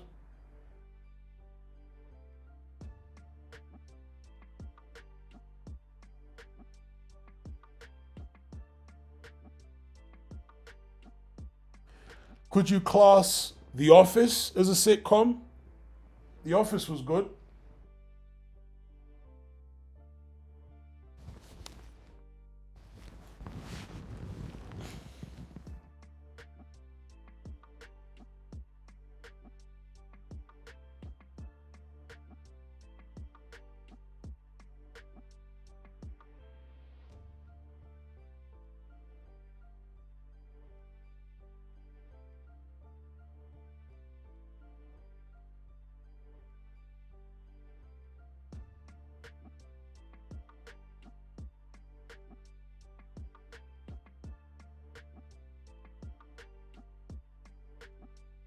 Can I imagine the big breakfast being allowed today? Probably not. The big breakfast wasn't like. I mean, there were certain skits that Johnny Vaughan did, which wouldn't be allowed today. But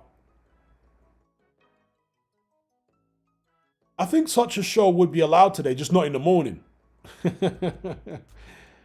Yeah, Johnny Vaughan was very witty.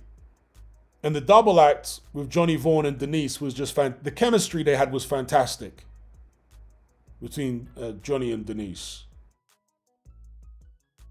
Unrivaled morning TV chemistry, in my view. The banter and the innuendos, like sexual innuendos and all that between them was just like, yeah.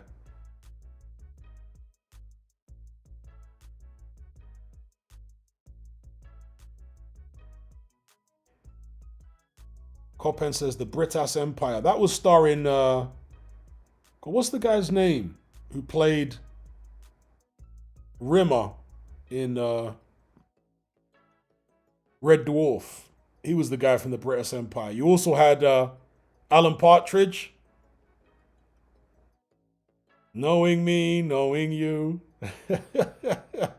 With Alan Partridge. Well, there was the Alan Partridge. Was it the same thing? The Alan Partridge talk show, and so it was all a blur now. Yeah, not Luke Partridge, Alan Partridge. Yeah, I remember the Wonder Years. NSGS says, was Prime Cassius Clay actually worse than post-prison Ali? He got dropped by Henry Cooper in his prime. No, I would say that Prime Clay was actually way better than post-prison Ali. It's just that he was very young and he came into his prime very quickly.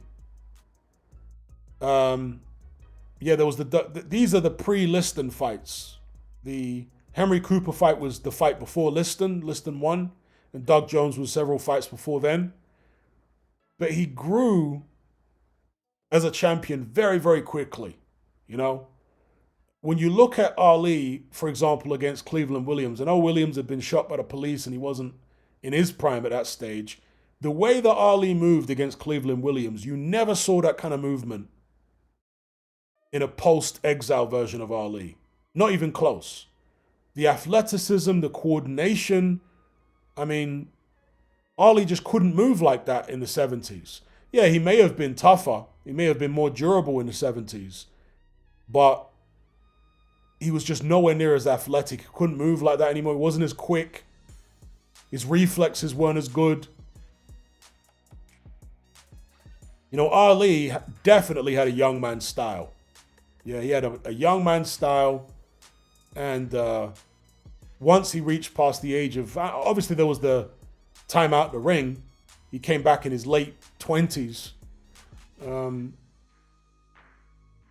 But that kind of youthful style that's based on all that movement and energy, it takes a tremendous amount of energy to fight like that.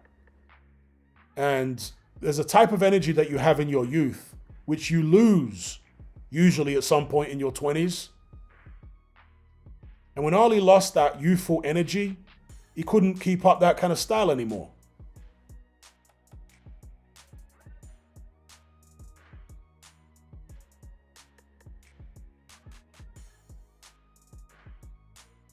Yeah, Cleveland Williams had been shot by the police, but Williams's physical state aside, what Ali was doing in the ring, in terms of the movement and the feints and all that stuff, he just couldn't do that anymore later on in his career. Just wasn't there. I mean, even when he fought Liston, Ali never moved like that again post hiatus. He just never moved like that again. He wasn't as fast as that. Even his body looked different. He was a bit heavier, and he didn't physically look as athletic in the 70s as he was in the 60s. He just had that certain period in the 60s where he had the energy of youth, you know, that spring in his step and that movement and energy in his legs, and he just couldn't sustain that. As I say, it's a young man's style. And I guess, therefore, it always had a short shelf life, you know? That kind of style. It's always going to have a short shelf life. Because it was based so heavily on athleticism. Ali says, Clay becoming world champion at 22 is mad. Nobody mentioned that for some reason. Everyone talks about Tyson's meteoric rise, but Clay got an Olympic gold over him. Well, yeah, because he didn't break any records. That's why. It was a young age to win a world title, obviously. At the time when Ali won his title against Liston, that was the second youngest, I think, heavyweight champion of all time. I think. With Patterson being the youngest. So, yeah, he never broke the record. That's why people don't tend to talk about it.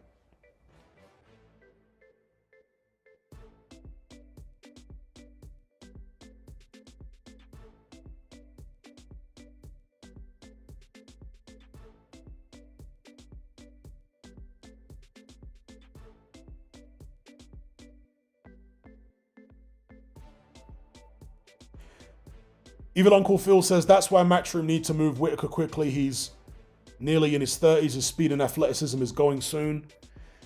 Well, for smaller fighters, obviously the speed and athleticism goes regardless of how big you are. But with heavyweights, I think it's more pronounced. Do you know what I mean? Like the deterioration in speed and athleticism is more apparent with a heavyweight than it is with maybe a light heavyweight, in my opinion.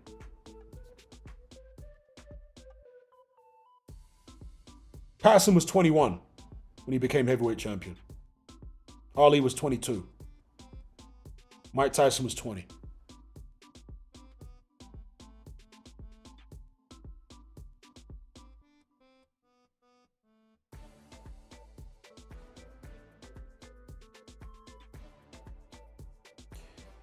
NSGS says if Ali didn't develop Parkinson's, would he have retained his championship into the 80s?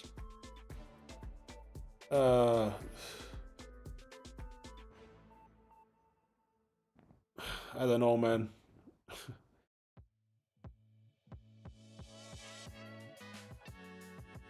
It's really hard to say. It's hypothetical, really difficult to say.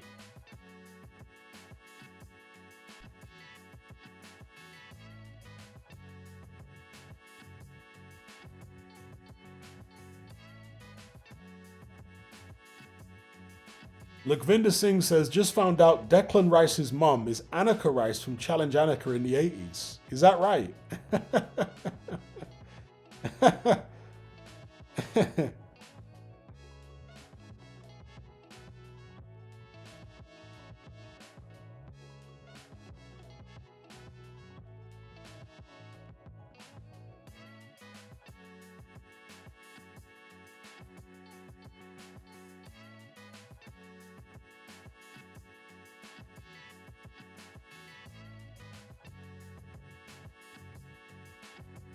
Floyd Patterson came across as being a real gentleman. Well, Floyd Patterson was a very quiet person. Very, very quiet guy. Very quiet.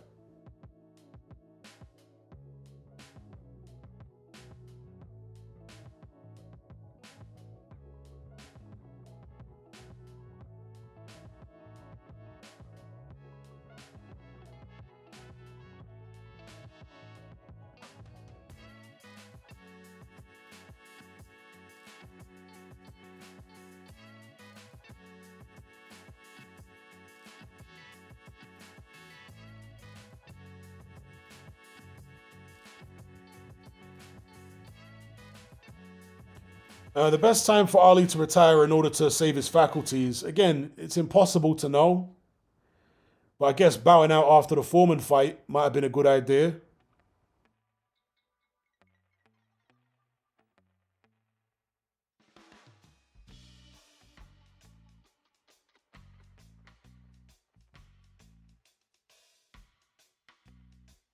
Even Uncle Phil says, I was so happy to hear Bonnie Blue has been arrested. She's a weirdo. I've got no idea who Bonnie Blue is. Who's Bonnie Blue?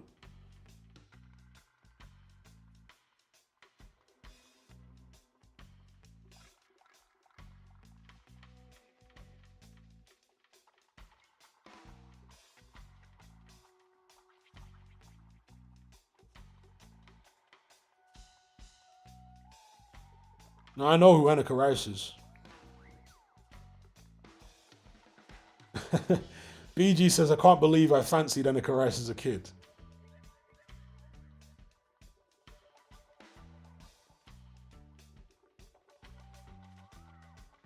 Yeah, I'm fully out the loop. Who is Bonnie Blue? I've got no idea who that is.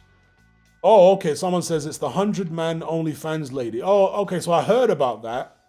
I just didn't know that person was called Bonnie Blue, but I did hear about that.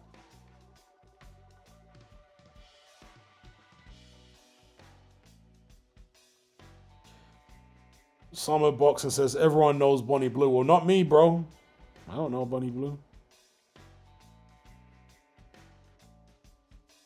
I'm not plugged into the pop culture zeitgeist like that. Ed Ellaby says I don't know who Bonnie Blue is.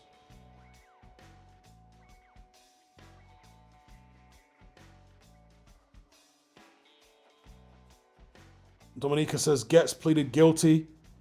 Well, yeah, what else could he do? They had him banged to rights. He had to plead guilty.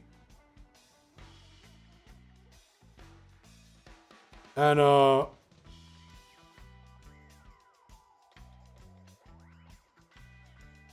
I'm not some person that's like a big fan of the government or anything like that, obviously. But for stuff like that type of dangerous drunk driving, driving at ridiculously high speeds through residential areas and then unaliving someone like that. I'm not obviously related to the person who sadly passed away. I'm just an outsider looking in. But seriously speaking, if Getz serves anything less than about 14, it's like a travesty of justice, isn't it? Given the fact he's got loads of priors for driving, specifically for driving offenses. And he's not a young kid who has made his first mistake. He's got loads of priors for driving. He's in his 40s. He should know better. And he's just unalived someone like that, bro. It'll be a travesty. I mean, I don't think he'll do 14 years. Probably won't even do half that. But for me, if there was any justice in the world, he wouldn't even come close to getting out unless he's done a minimum of 14. People just don't need to be doing stuff like that. Do you know what I mean? Like, it's not cool.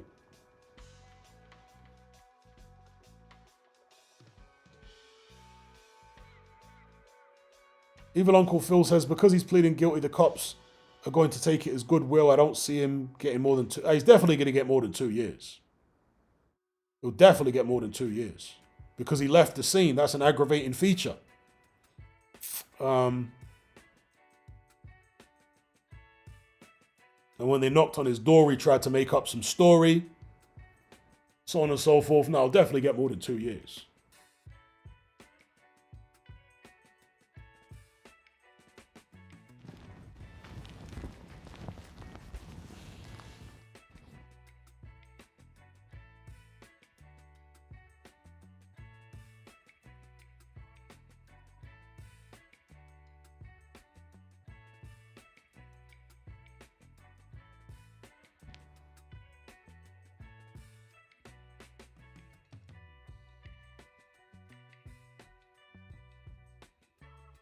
People are saying, there are others who get out for certain amounts of time for the same offense. Yeah. But do they have the priors that he has? Specifically driving related priors. Because he has a lot of driving related priors. I think he's got 13 convictions, and most of them are driving offenses. There's a few that aren't. But, nah, bro. What is he, 42? Come on, man. At that age, you shouldn't be acting like so foolishly and selfishly.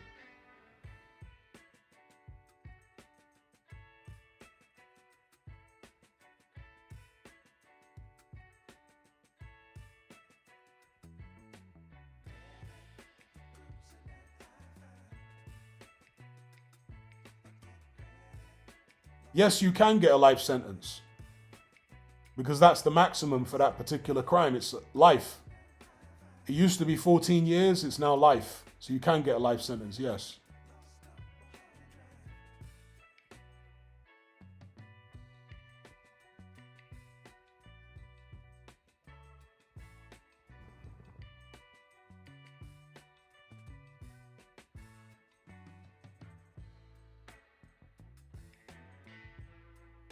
Yeah, I've seen some of his fans trying to defend it.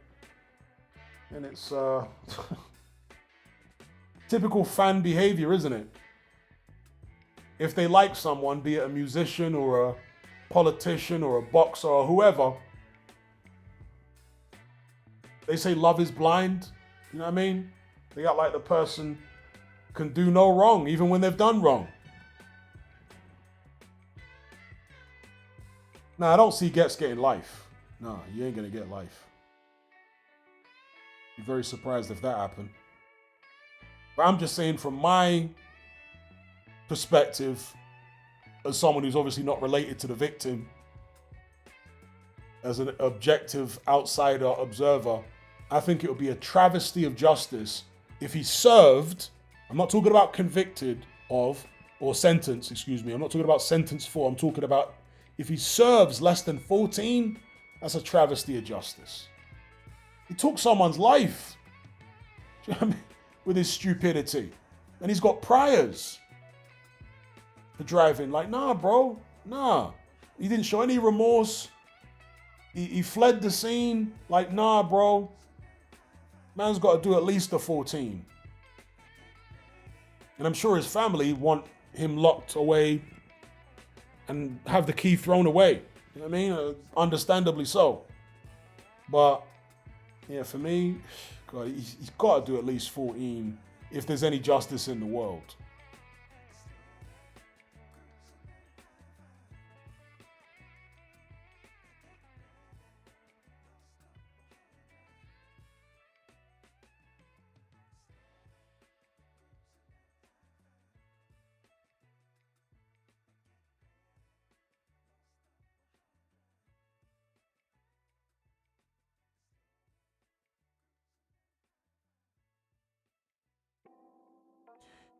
What percentage chance does Wilder have to KO Usyk? 5%?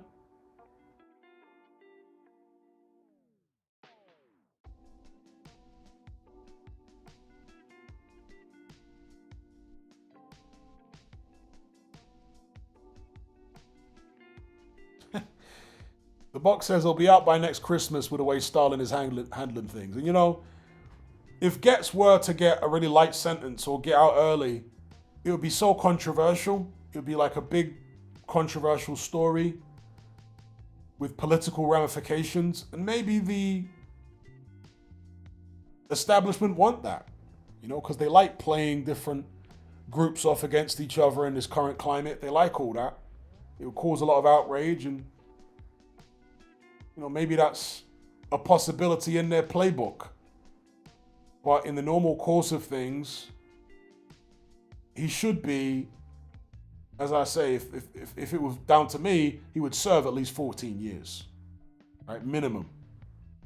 But more realistically, I reckon they'll probably sentence him maybe 5 or 6, between 5 and 7, or maybe between 4 and 7 years, something like that. I want to say closer to 7. Because he put in an early guilty plea and they knock off a bit of time for that. So, somewhere between 4 and 7 years, I would imagine, is what he'll actually do. Which is terrible.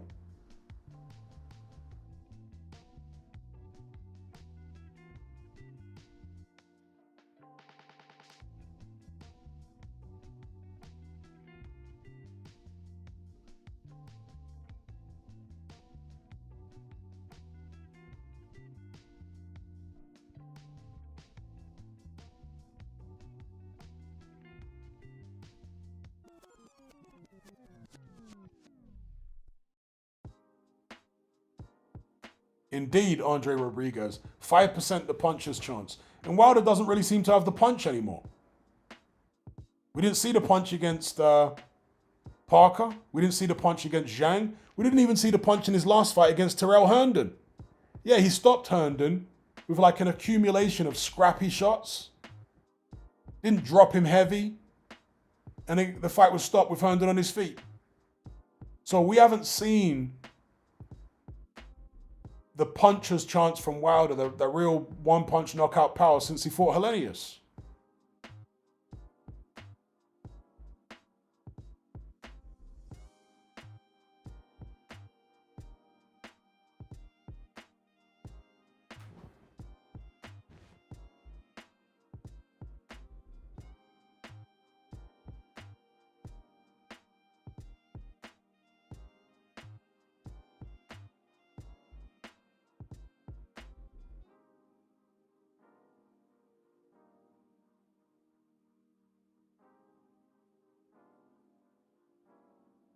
We got Warren Williams.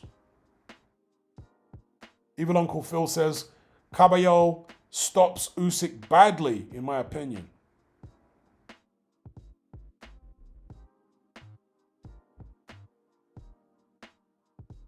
It's a fascinating fight. I would love to see if Usyk insists on carrying on. I think Usyk should retire. I've been saying this for a while now. But if he insists on carrying on, he's going to have to fight Caballero. He needs to fight Caballero. But as I always point out, body punching against the slick southpaw is a lot more difficult than body punching against any type of orthodox fighter because of the way the lead hands clash. And your right hand has to travel further to hit the target. And because the southpaw is side on, your left hook to the body is sometimes usually landing round the back of the fighter rather than in the solar plexus or the short rib. Do you know what I mean? Anyone who's actually been in there with a southpaw, like in a fight or in sparring, you'll know what I'm talking about. When you've got like a really side on, not a squared up southpaw like a Zhang or James Kirtland back in the days. These guys are squared up southpaws. But when a southpaw is side on and they're boxing you at long range, right? It's much more difficult to get to their body than it is with an orthodox fighter. With an orthodox fighter, the left side of the body, particularly for the left hook to the body, is always there. When you fight a southpaw, the angles are all different and it just seems awkward trying to get a left hand into the body. You're relying on the southpaw squaring up before you can land the body shots more easily. When they're side on and they're at long range, it's really tough. It's really difficult. So Caballero will definitely find it a lot more awkward trying to get his body attack on against Usyk than he's found it against anyone else. And Usyk's going to be pinging him. So don't get it twisted. I think Caballero is a more than worthy challenger. And he needs to get his shot. But that's going to be a tough fight for Caballero too. Do you know what I mean? It's not just tough for Usyk, it's tough for Caballero too.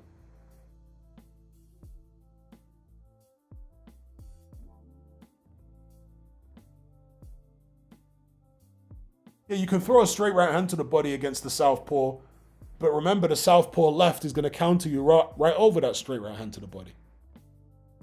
Unless you've got like a significant reach advantage, then as soon as you go to throw that right hand to the body, you're getting countered. That's the problem. See, when you throw a right hand to the body against an orthodox fighter, unless they've got a really quick left hook, which most orthodox fighters don't have, the worst you're going to get hit with is a jab, right?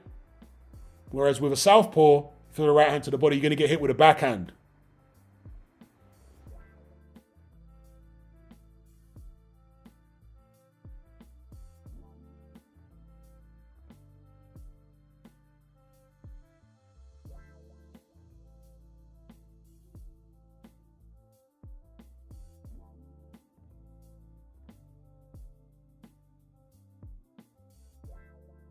Yeah, Caballero does have a back foot game. He showed it in the first round against Zhang. And he showed it back in the days against Derek Chisora.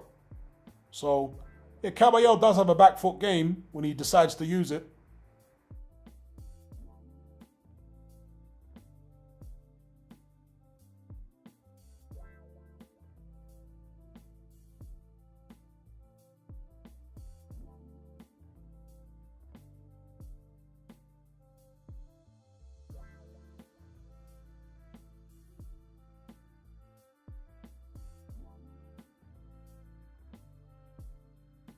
Little Jacob says, Saved by the Bell was my show back in the days. Saved by the Bell with Zach and Screech. Saved by the Bell went on so long that Screech became the principal.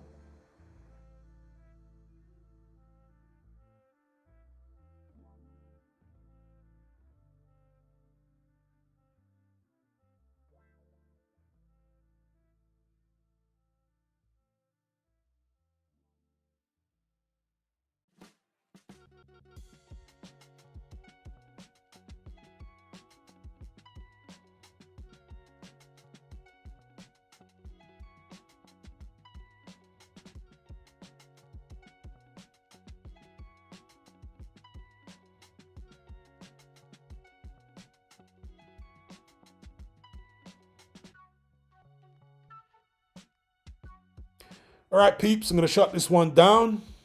Been streaming for just under 2 hours. You guys know the drill. I'd like to thank each and every one of you for joining me on this night flight. Please fasten your seatbelts, stow your trays, and put your seats in the upright position and prepare for landing.